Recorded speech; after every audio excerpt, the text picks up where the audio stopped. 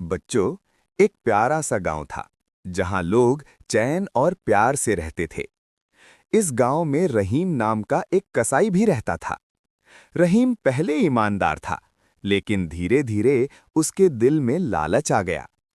ज्यादा पैसे कमाने के लिए रहीम ने बुरा फैसला किया। उसने असली गोश्त के साथ कुत्ते का गोश्त मिलाना शुरू कर दिया। रहीम सोचता था कि कोई उसे पकड़ नहीं पाएगा। कुछ दिन गुजरे तो गांव वालों को शक होने लगा। सब लोग इकट्ठे हुए और उन्होंने तय किया कि आज वो रहीम की दुकान चेक करेंगे। जब गांव का चौधरी और बाकी लोग दुकान पर आए तो उन्होंने गोश्त देखकर सब कुछ समझ लिया। रहीम लोगों को धोखा दे रहा था। रहीम को बहुत अफसोस हुआ।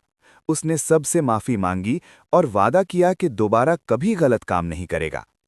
जब रहीम ने सच्चाई अपना ली तो गांव वालों का भरोसा वापस आ गया। उसके काम में बरकत आई और गांव में खुशी फैल गई। बच्चों, याद रखो, लालच हमेशा नुकसान देता है।